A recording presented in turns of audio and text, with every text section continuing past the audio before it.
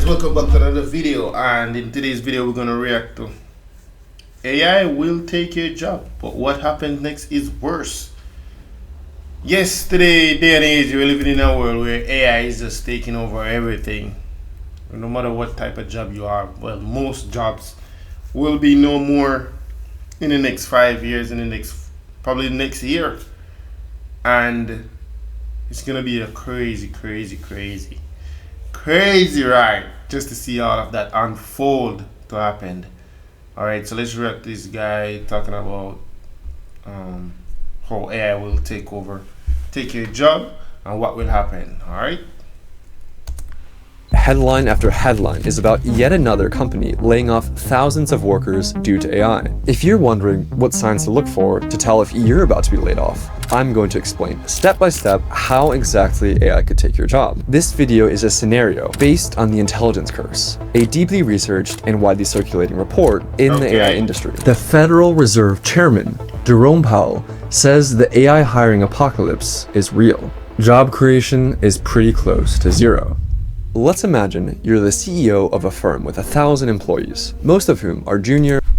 One of the reasons where I personally see where AI will take over most of these jobs, the reason why a lot of persons are replacing like cashiers and type of jobs like that, because persons are going into these jobs with their feelings. So let's say you're a cashier, right?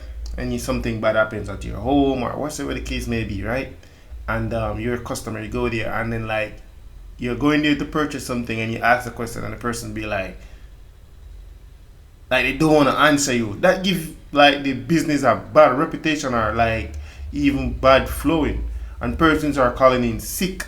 Persons are don't want to do the job, like even don't show up at work. So it sometimes it let the company be in a bad position or make the company look really bad. So that's why AI, when you have a robot that doesn't have any feelings, that will show up 24/7, that will, it will. That's why they're making the system or the working world so robotic, because they're operating as if like persons don't have any feelings or persons should just show up every single day.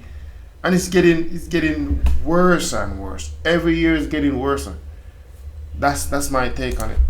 Or entry level. A new AI company approaches you with a pitch, an AI agent that can do the work of a junior employee for 1/5 of the cost. The more aggressive firms in your sector immediately fire most junior employees. But you're cautious. You're skeptical that this new AI can replace humans, so you treat it as a tool. Instead of outright replacing humans, everything the AIs do is subject to human approval. But within months, the AI agents are outperforming most of your human employees. This comes as a shock to you.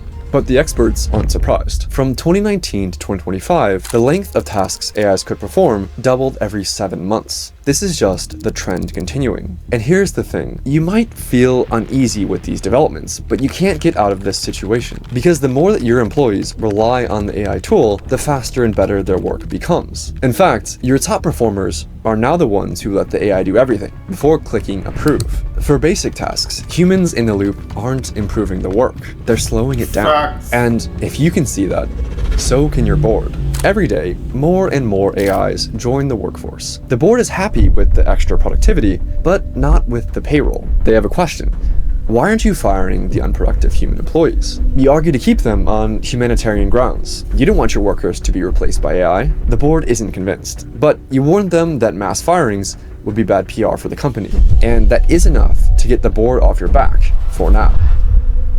End of quarter. Your earnings are up, but your competitors, the ones who replaced humans entirely, have reported even higher earnings at a fraction of your costs. In any other economy, your results would be a win, but here, you're losing market share, and your stock price takes a massive hit. So the board delivers an ultimatum. Fire the unproductive junior employees, or we'll replace you with a new, ruthless CEO who will replace all of your junior staff with AI. You know that you can't do any good if you get fired, so saving some jobs is better than saving no jobs. So you compromise, firing half your junior staff. You hang on to your own role and convince yourself that maybe someday, if the board allows it, you'll be able to hire all your old staff back. After all, no one else is hiring them, so they'll still be on the job market. But AI progress doesn't slow down. At this point, Your managers are managing more AIs than humans, and every month, the AI agents improve, doing more and more work, while the human employees remain stagnant. AI has set a new standard that all junior human employees are failing to live up to, so the board wants you to fire all of them. You offer a compromise. All junior employees will be put on a performance improvement plan, giving them one last chance to prove their worth to the company and to prove that they can do the work that's just as good as AI. A month later, a tiny handful of exceptional junior employees who have proven their worth are promoted to management, but over 90% of them are fired. One of them is Alice. She begins searching for a new job, but finds that no one is hiring. All other firms in the sector are laying off staff as quickly as they can get away with. From her kitchen table, Alice scrolls through the headlines. GDP is climbing, the stock market is booming under the new productivity gains from AI, and yet unemployment rates are approaching 12%. Worse than any point since the Great Depression. She's just part of the statistic, and it's about to get worse. The new generation of AI agents doesn't just intend to replace the junior staff, it comes for the managers. These systems can coordinate entire teams of AIs, track every decision in real time, and optimize workflows with a precision no human manager can match, all at a fraction of the cost. When you look at your org chart, it's AIs managing AIs, and the numbers prove it works. At your next quarterly performance review, AI managing AI, that's crazy. Bro, the amount of things that AI could do, I strongly believe that is possible. AI managing AI. Because AI will know the prompt what to tell the AI. AI will know the programming how to tell another AI. Bro, it will work too. It will let the productivity of the business boost, and it will, with me while a human, it will take time. Feelings are involved, work groups and all of that. A lot of employees don't want to put up with that, bro. And even for persons in the hotel industry, I know a lot of visitors that visit these hotels don't want to interact with humans. They don't want humans to serve them. They don't want humans to be there at the resort. They just want them there. And that's the way it's going right now. That's how it's going right now. Man, AI is gonna take over this shit. The numbers are better than ever, but the board is furious. To them, the results only confirm what they've been saying. Human managers can't compete. Your reluctance to cut them loose looks like weakness. Again, you offer a compromise. All human managers are now on a performance improvement plan. Prove you can be as good as an AI, or lose your job for failing to meet standards. A month later, 90% of your human managers are gone. At this point, unemployment has passed 15%, rapidly approaching 20%, with job loss numbers 5 times worse than the Great Recession. Yet the stock market keeps rising, thanks to AI-fueled productivity. For Alice, now 6 months into her failed job hunt, the message is clear: no one's coming to save her. So she decides to fight back. She joins rallies, writes op-eds, and throws her voice behind one big idea: UBI, a universal basic income that would guarantee every citizen $1,000 a month. It sounds like hope, but the backlash is immediate. Critics point out that $1,000 per month for every citizen would eat up 2/3 of the budget, sending the country further into debt while rewarding people for not working. Some economists take Alice's side, offering justifications for UBI. They say the increased tax revenue from GDP growth will cover it, and inflation will effectively reduce the national debt. But the debate ends when the US administration's AI czar weighs in. His verdict is blunt: UBI is a utopian fantasy, and the administration will veto any bill proposing it. Alice is devastated, but no one is surprised. The AI czar's comments perfectly echo what he said back in June 2025. The left envisions a post-economic order in which people stop working and instead receive government benefits. In other words, everyone on welfare. This is their fantasy. It's not going to happen. For Alice, the fight feels over. For AI, it's just beginning. The same month the UBI bill dies, AI clears its next milestone. In 2025, it could handle tasks that took hours. Now, the newest generation can run months-long projects without any human input or oversight. The board has seen AI replace and surpass all junior-level employees, all middle managers, all senior managers. Now, all that's left is the executives in the C-suite. They stop short of firing all of you outright, leaving you on the org chart in name only. Every day, you participate in the humiliating ritual of coming to the office to review the AI's work. And each day, with increasing horror, you realize that the AI is doing a better job than you could ever possibly hope to. After all, how could it not? The AI has more knowledge than you, it has more training than you, and because the AI CEO can monitor every single decision made within the company with perfect accuracy, it has insight into operations that no human ever could match. Unemployment smashes through 25%, breaking every historical record, even the worst days of the Great Depression, on the same day that the S&P 500 hits a new all-time high with record stock growth. Alice's landlord is taking her to court to evict her family from the house she's called home for the past decade. So she jumps on a bus to Washington, D.C. and joins 100,000 people swarming the National Mall, chanting "Humans First" and waving UBI banners. But you wouldn't know it from the news. TV networks barely mention it. On social platforms, live stream links vanish from feeds, under the guise of violence prevention and misinformation. The same censorship playbook authoritarian states perfected years ago in the pre-AI era. America, the world's oldest democracy, claims to still have free speech, but the online platforms that control the spread of information silence the protest. Turnout at the next rally plummets. Families keep losing jobs, healthcare, and homes, but the story almost fades from public view. Alice can't believe what she's seeing, but when she tries to talk to her neighbors, they brush her off. Keep up with the job search. Sometimes the job market is hard. Half the people she talks to refuse to believe her when she says that this time, it's different. Alice then realizes something that has always been true. People's politics aren't driven by numbers, they're driven by vibes. And the vibes during Alice's most recent protest are all about the breakup between a pop star and her star athlete boyfriend, with millions of posts arguing over who's to blame. As if that mattered more than the collapse of the job market. And while the public obsesses over celebrity, that's literally today's society, bro. That's today's society. That's the direction that it's going in today. If you really look into it, that's the direction that it's going in today.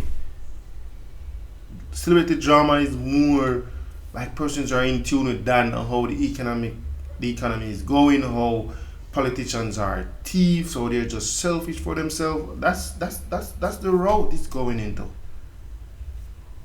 Drama, the real drama, is unfolding in the boardroom, and it's about to land squarely on your desk. You're still the CEO, technically, but the board calls you in to confirm what you've already suspected. The AI is doing your job better than you ever could. Your company is now run by an AI CEO. It makes every decision, flawlessly executes them, monitors every part of the business with perfect precision, and works 24/7 without pause. It has beaten every target the board set. You're only human, and that makes you obsolete. The stock market keeps climbing, but only AI companies selling to other AI companies are breaking records. The rest, the ones selling food, clothing, or anything meant for humans, are drying up. With 25% unemployment and rising poverty, there's simply less profit in selling to humans. Politicians take note. Most of the government's tax revenue and most of their campaign donations are coming from AI firms and their shareholders. So the AI economy that funds them becomes their main constituency. In the years to come, public schools crumble. With no need to prepare a new generation for the workforce. Bro, I never look into it like that.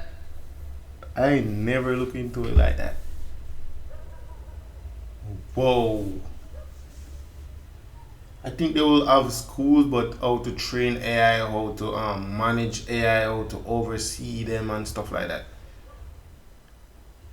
That's the direction you would probably... Why should public schools be anything more than glorified daycare? Instead of reading and math classes, kids now spend all day watching AI-generated entertainment, served by a screen that's cheaper than a teacher with an education degree. The few remaining universities are exclusive academies for the children of elites, harkening back to the pre-industrial days of the 18th century when less than 1% of people received a university education. And with AI driving all innovation and productivity, upward mobility has now been completely eliminated.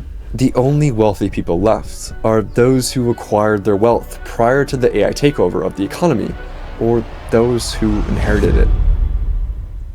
This scenario might seem far-fetched, but it doesn't take much for this dystopia to become a reality.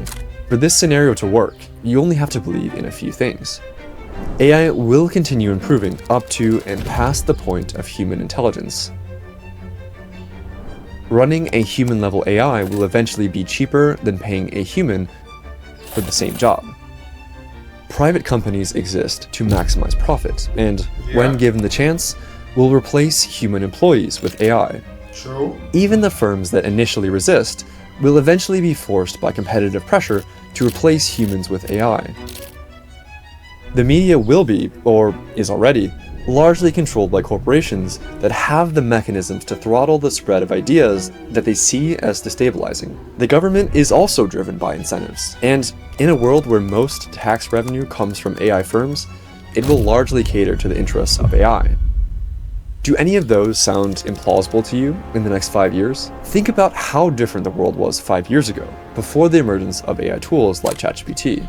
You might argue, well, we've been here before. Every wave of disruptive technology has always replaced some jobs, but people have always found some new ones. And you'd be right.